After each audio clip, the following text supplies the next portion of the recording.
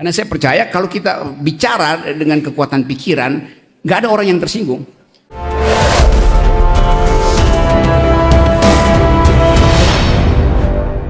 Sebelum kita tutup, ada pertanyaan terakhir dari saya nih Bang Rocky. Kita melihat sebetulnya yang angkat tangan banyak, Bang Rocky banyak jadwalnya. Akhir-akhir ini Bang Rocky mencoba menghidupkan politik of hope, bertemu dengan Luhut, terakhir ketemu dengan Mahfud, Pak Mahfud, dua wawancara, dan bisa jadi nanti ada menteri-menteri yang lain yang memberikan public address, atau bisa jadi nanti ditutup oleh Pak Jokowi. Ya, kira-kira apa yang diharapkan dengan diskursus itu, Bang Rocky? Ya, saya sebetulnya, Pak Luhut undang saya undang Pak Luhut, Pak Mahfud teman baik saya dari awal itu, separuh dari kabinet teman saya sebetulnya. Tapi kan saya terangkan, saya beroposisi bukan untuk memperoleh kekuasaan, tapi untuk mengusir kedunguan dari istana. Itu aja kan. Dan itu saya jujur katakan, kan dulu saya dianggap pro Pak Prabowo tuh. Saya bilang enggak, Pak Prabowo beroposisi dengan Pak Jokowi pada waktu itu, saya juga beroposisi. Tapi motifnya beda. Pak Prabowo beroposisi untuk memperoleh kekuasaan, saya beroposisi untuk menghalangi kedunguan. Saya nggak punya minat kekuasaan lain. Jadi prinsipnya begitu tuh. Sekali lagi itu desainnya. Nah karena itu saya kemudian nanti semua menteri juga pasti akan minta masuk untuk saya bicarakan. Tetapi orang suka protes, kok Pak Rocky nggak tajam ya, atau kurang galak. Ya itu kan tamu saya, nggak mungkin saya galak di situ, kecuali ada panel. Kalau di Aceh saya pasti terang. Tapi kan saya undang Pak Luhut, saya undang Pak Mahfud dalam upaya membuka jembatan supaya kita bisa bicara itu. Jangan ada jarak lalu orang saling curiga. Karena saya percaya kalau kita bicara dengan kekuatan pikiran, nggak ada orang yang tersinggung. Jadi saya akan lakukan itu terus. Tetapi mesti diingat, saya tidak pernah beroposisi dengan Pak Luhut, Yunto Pak Mahfud, Yunto Ibu Sri Mulyani. Karena mereka pembantu presiden. Saya nggak mungkin beroposisi dengan para pembantu. Mending saya beroposisi dengan majikannya Pak Jokowi. Dan itu fair, saya bilang kan gitu kan. Jadi beroposisi itu dalam upaya untuk menguji konsep, menguji kebijakan. Bukan beroposisi karena nggak suka. Semua yang saya terangkan tadi itu adalah basis argumen saya. Dan orang yang mungkin merasa Pak Rocky nggak pernah ditangkap, nggak pernah diproses, berarti ada backing besar. Enggak, backing saya pikiran saya. Dan kalau nggak ada proses di Polda di Jakarta, di Mabes maupun di Polda itu laporan tentang saya mungkin masih ada 30 di situ. Cuman kan Pak polisi merasa ini tiap hari ada laporan Rocky Gerung. Ngapain sih kalian tuh? Lapor aja ke Dewan Pers. Kan Pak Rocky cuma bicara tuh. Jadi bahkan polisi bosen buat nerima laporan saya kan. Karena mereka tahu deliknya apa. Rocky Gerung bicara di universitas. Ya biarin aja forum itu yang uji kan. Ngapain dilaporan ke polisi itu? Jadi itu maksudnya. Jadi saya merasa bahwa ya bukan karena polisinya murid saya, tetapi polisi tahu bahwa ya kalau itu delik akademis, pertengkaran akademis, jangan laporin ke polisi. Susah. Satu waktu saya dipanggil Polda Metro Jaya. Pak Rocky, ini ada laporan. Pak Rocky bilang kitab suci itu fiksi. Saya bilang saya nggak bilang begitu. Ini ya yang melapor itu bodoh. Saya bilang bila fiksi itu menimbulkan imajinasi, maka kitab suci adalah fiksi. Imajinasi kita tentang akhirat, imajinasi kita tentang api neraka itu imajinasi.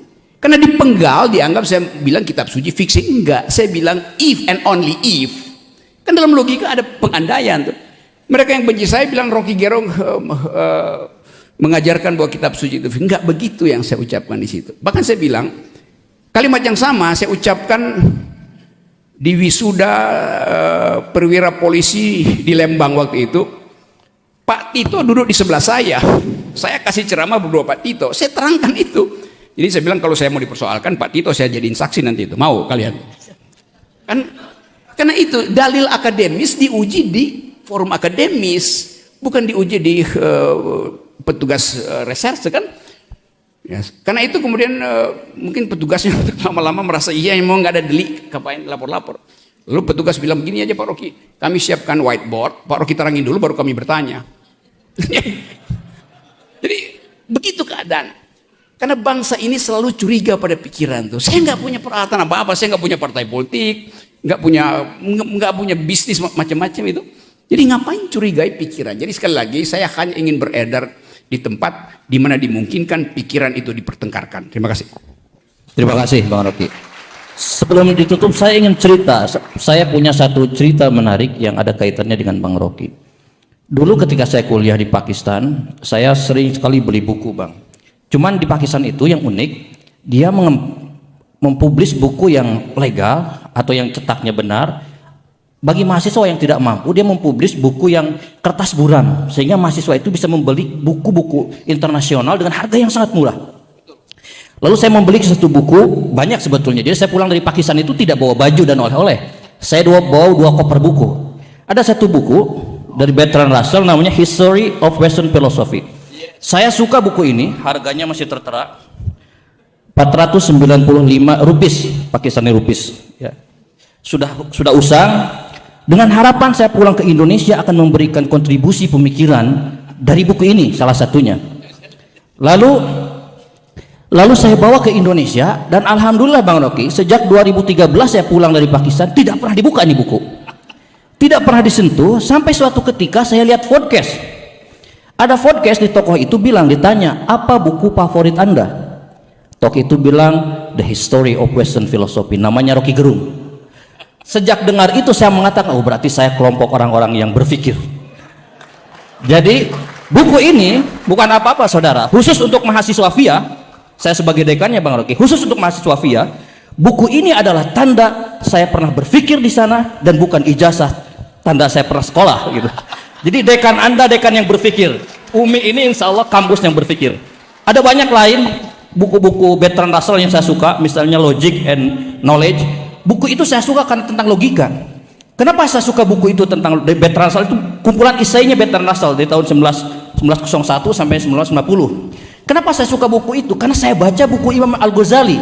Al-Ghazali punya buku Mi'yarul Ilmi, The Criterion of Knowledge in the Art of Logic. Translasi bahasa Inggrisnya begitu. Jadi saya tidak pernah menyentuh buku-buku itu sampai suatu hari nuansa akademik itu dihidupkan kembali oleh orang namanya Rocky Gerung, dan hari ini saya satu panggung dengan beliau. Terima kasih. Ini buku standar. Jadi semua mahasiswa mata kuliah apapun mesti belajar yang disebut intellectual history, sejarah intelektual itu.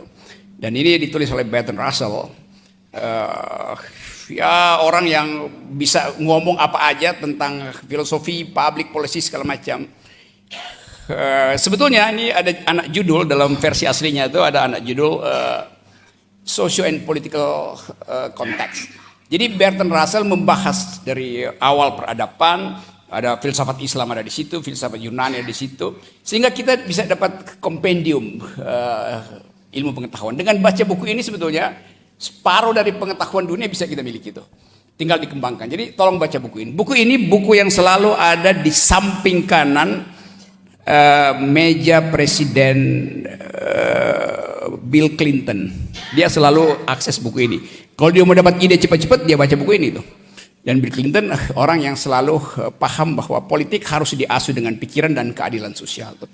Jadi sekali lagi teman-teman, ada buku Bertrand Russell, juga saya buku yang sejarah yang bagus juga, buku Al-Muqaddimah dari Ibnu Khaldun. Saya baca Al-Farabi, saya baca Ibnu Sina segala macam tuh. Jadi membaca asal usul pengetahuan itu dasar untuk bertengkar. Dan jadi kalian bisa bertengkar dengan baik kalau kalian paham pertengkaran awal dalam sejarah ilmu pengetahuan. Jadi saya senang ternyata ada teman baru saya, dia ikut membaca. Jadi sekali lagi, hanya dengan membaca, menyimpan pengetahuan dan mengucapkannya dalam bentuk argumen, kita bisa menata kembali Indonesia. Terima kasih. Beri tepuk tangan yang meriah untuk tokoh akal sehat kita, Bang Rocky Gerung. Terima kasih. Assalamualaikum warahmatullahi wabarakatuh. Waalaikumsalam warahmatullahi wabarakatuh.